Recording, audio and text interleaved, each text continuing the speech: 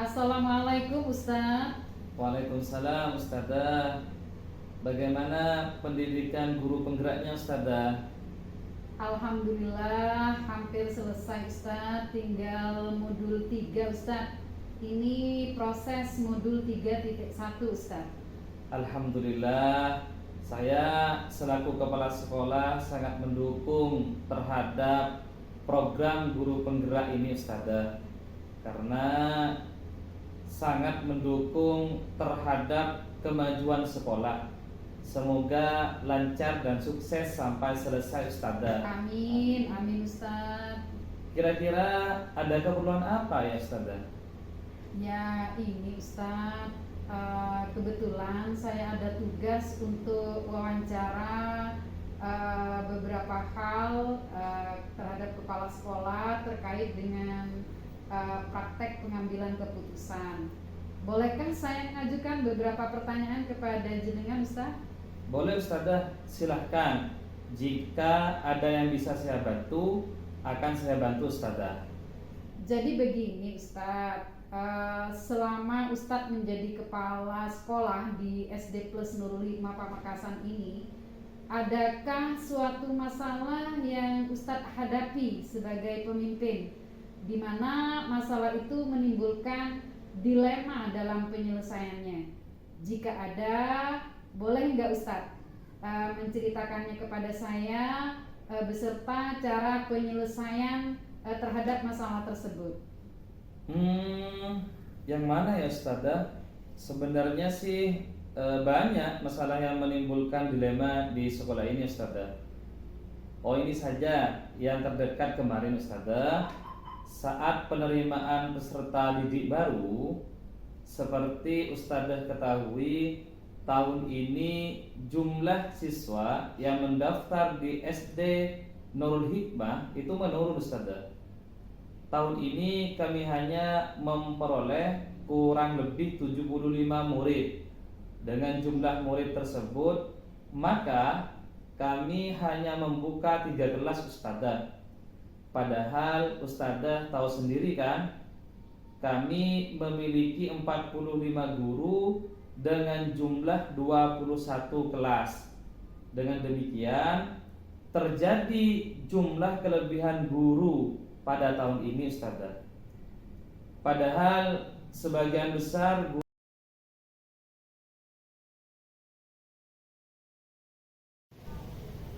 Yuk mulai. Assalamualaikum warahmatullahi wabarakatuh. Waalaikumsalam warahmatullahi wabarakatuh. Iya Ibu. Bagaimana kabarnya Pak Aris? Alhamdulillah sehat. Gimana Ibu kabarnya? Alhamdulillah Pak Aris, saya juga sehat walafiat. Mohon maaf barusan saya datang dari pertemuan. Ibu sudah nunggu di sekolah saya ya. Iya Bapak. Boleh tahu nih ada apa kepentingannya? Bisa saya bantu? Ini Bapak, saya ada tugas sedikit ini dari profesi saya sekarang, menjalani calon guru penggerak angkatan 7 ini Bapak, untuk mewawancarai Bapak selaku kepala sekolah dalam menjalankan tugas keseharian. Siap. Iya. Akan saya bantu. Iya. Kebetulan sekarang tidak ada kegiatan. Iya. Seperti itu. Baik Bapak, terima kasih atas waktunya. Sama-sama. Iya. Baik. Selama ini bagaimana Bapak dapat mengidentifikasi kasus-kasus yang merupakan dilema etika maupun kasus rujukan moral itu? Saya mengidentifikasi suatu masalah terhadap rujukan moral ataupun dilema etika itu mengacu kepada mempelajari dulu masalahnya seperti itu. Dengan cara saya menganalisis masalah-masalah seperti itu dengan melihat latar belakang seperti itu. Karena apa? Untuk bisa mengidentifikasi suatu masalah, kita terlebih dahulu melihat latar belakang apa yang melatar belakangi dari masalah seperti itu. Berarti selama ini Bapak sudah melakukan itu dengan cara yang telah Bapak sebutkan. Kemudian bagaimana Bapak menjalankan pengambilan keputusan di sekolah Bapak, terutama untuk kasus-kasus di mana ada dua kepentingan yang sama-sama benar atau sama-sama mengandung nilai kebajikan, Bapak. Iya. Saya menyelesaikan suatu masalah di sekolah, tentunya harus melewati suatu identifikasi masalah. Di mana tahapannya seperti itu. Yang pertama adalah mengidentifikasi suatu masalah. Identifikasi masalah itu kita didapatkan setelah kita melihat latar belakang, seperti itu. Kemudian yang kedua, kita baru bisa merumuskan suatu masalah. Dari identifikasi masalah yang benar, kita mampu untuk merumuskan suatu masalah. Kemudian yang ketiga, kita baru merencanakan bagaimana cara untuk mengatasi masalah seperti itu, solusinya. Kemudian tentunya juga cari waktu-waktu yang tepat untuk untuk menyelesaikan suatu masalah seperti itu. Oke. Kemudian hal-hal apa saja nih Pak yang selama ini Bapak anggap efektif dalam pengambilan keputusan pada kasus-kasus dilema etika ini, Bapak? Hal-hal yang sangat efektif dalam menyelesaikan suatu masalah, baik itu dilema etika maupun rujukan moral, adalah dari internal itu sendiri. Mengapa demikian? Kita perlu untuk menyadarkan pada siswa tersebut bahwasanya pentingnya suatu perubahan yang lebih baik lagi. Kemudian yang kedua, kita mampu untuk memberikan kontrol kepada murid tersebut, sehingga murid tersebut bisa dikatakan tidak punya masalah seperti itu, dan dia membangun jati diri untuk bisa memperbaiki lagi. Seperti di bujukan moral, kita tentunya harus bisa menganalisa bagaimana suatu keputusan tersebut mampu untuk bisa bermanfaat bagi orang lain. Kemudian hal-hal apa saja yang selama ini merupakan tantangan dalam pengambilan keputusan pada kasus-kasus dilema etika ini, Bapak? Hal-hal yang merupakan tantangan pada dilema etika adalah kurang kerjasamanya dari orang tua murid. Sebab begini, di sini kan sekolahnya sekolah kesehatan, tidak menutup kemungkinan berbagai macam elemen profesi, juga beragam profesi yang yang dipangku oleh wali murid, sehingga dalam serap aspirasi tersebut juga akan berbeda dalam penanganan. Karena apa? Makanya setiap ada pertemuan, pelibatan dari wali murid itu sangat diperlukan. Nah, di saat murid tersebut ada masalah, kan terlebih dahulu kita mengkaji benar tak salahnya, seperti itu ya. Jadi bagaimana respon dari orang tua murid untuk memfasilitasi, membantu permasalahan yang murid tadi, seperti itu. Karena apa? Tantangan yang paling berat kurang kerjasama dari orang tua siswa. Seperti itu, Pak. Kemudian apakah Bapak memiliki sebuah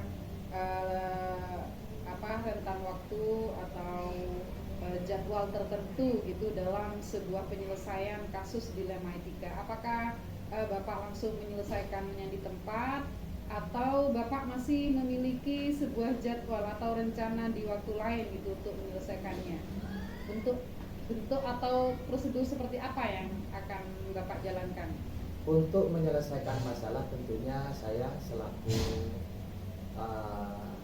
ada yang di lembaga di sini punya prosedur untuk penyelesaian masalah. Salah satunya adalah kita terlebih dahulu mengidentifikasi seperti apa yang disampaikan tadi. Setelah mengidentifikasi, kemudian saya merumuskan suatu masalah.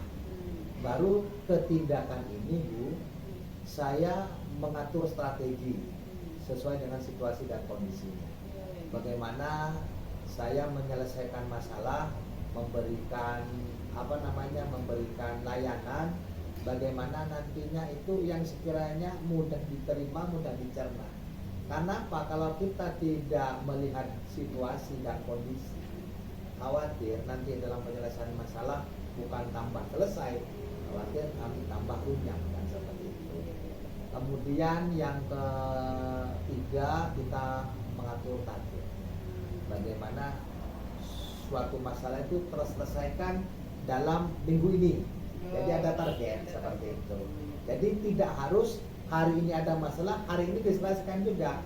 Cuma tergantung dari situasi dan kondisinya. Cuman lebih cepat, lebih baik. Namun perlu penanganan yang cepat, tepat, kemudian tepat sasarannya juga. Kemudian adakah nih Pak seseorang atau faktor-faktor apa yang selama ini mempermudah atau yang selama ini membantu Bapak dalam pengambilan keputusan dalam kasus-kasus dilema etika ini, Bapak? Iya. Faktor yang sangat membantu dalam dilema etika ini, yang paling membantu adalah faktor internal. Faktor internal yaitu ya kita memaksimalkan dari kesadaran dari murid itu sendiri. Yang pertama itu dari internal, kemudian yang kedua dari orang tuanya juga sama. Jadi kemampuan seorang guru untuk menyelesaikan suatu masalah pada muridnya sebelum dibawa ke ranah kepala sekolah. Dan kalau sudah guru tidak mampu baru dibawa ke kepala sekolah, bagaimana solusinya seperti itu. Bagaimana kemampuan kita untuk bisa mengkomunikasikan dengan orang tua murid. Karena apa? Kalau sudah mampu kita mengkomunikasikan dengan baik secara humanis, membicarakan dengan baik dan benar ke anaknya, jenengan bapak ibu sebetulnya begini, bagaimana ini langkah yang tepat, mari kita sama-sama. Kalau ada peran serta demikian, insya Allah cepat terselesaikan. Kemudian dari internal, dari yang nomor 3 yaitu dari guru, dari wali murid. Saya ulangi ya, dari wali kelas ya, dari murid, dari orang tua murid, kemudian wali kelas. Mengapa demikian? Karena kesehariannya itu selama proses pembelajaran lebih lama wali kelas. Kalau di SD lebih lama wali kelas. Jadi wali kelas itu insya Allah sudah tahu memahami karakter siswa setiap orangnya seperti itu. Kemudian yang keempat bisa pengembangannya ke guru bidang studinya. Khawatir dari wali kelas tersebut nanti anak itu cuma diam di wali kelasnya, khawatir nanti berbeda nanti saat penanganan tergantung dari guru bidang studinya. Makanya kita patut memaksimalkan dan mencari informasi, menggali informasi dari guru bidang studinya juga seperti itu. Kemudian yang dari pihak eksternal, tentunya siswa itu bisa mempengaruhi terhadap pergaulan sekitarnya. Dengan cara ya bisa jadi eksternal seperti itu, kita bisa tanya kalau kita berdekatan ke tetangganya. Apakah ini anak ini seperti ini, begini seperti itu kan? Insya Allah tidak jauh beda Bu, dengan perilaku apa yang ada di rumah dengan perilaku yang di sekolah itu tidak jauh beda. Seperti itu Bapak. Baik Bapak, mungkin ini pertanyaan saya terakhir. Dari semua hal yang telah disampaikan tadi Bapak, pembelajaran apa nih yang dapat Bapak petik dari pengalaman Bapak mengambil keputusan terutama di kasus dilema etika ini Bapak? Iya, pembelajaran yang sangat berharga dari proses pengambilan tentang dilema etika maupun juga moral ini adalah bagaimana seorang pemimpin pembelajarannya dalam hal kepala sekolah maupun guru, pemimpin pembelajaran para murid itu paling tidak membuat keputusan yang bersifat universal yang mengandung nilai-nilai kebajikan. Mengapa demikian? Kita menitik beratkan kepada orang banyak dan tidak menentang aturan. Meskipun itu baik, tapi kalau sekiranya baik itu dampaknya ke depannya itu meresahkan orang banyak, hanya orang segelintir saja perorangan yang bermanfaat, itu saya rasa kurang baik untuk diterapkan. Makanya seperti ini adalah bagaimana untuk membuat keputusan semaksimal mungkin berdasarkan aturan dan menyangkut banyak orang, manfaatnya bernilai etika seperti itu. Oh, seperti itu. Tentunya hal-hal seperti ini didahului oleh budaya positif dan seperti itu untuk Iya, iya. mewujudkan keputusan yang bersifat universal dan bernilai etika. Baik, luar biasa sekali Bapak penjelasannya, ini sungguh sangat bermanfaat lagi bagi kami. Iya. Terima kasih atas waktunya Bapak. Sama-sama Ibu, terima kasih kembali. Saya mohon diri Bapak. Ya, semoga sukses Ibu. Amin. Ya. Assalamualaikum warahmatullahi wabarakatuh. Waalaikumsalam warahmatullahi wabarakatuh.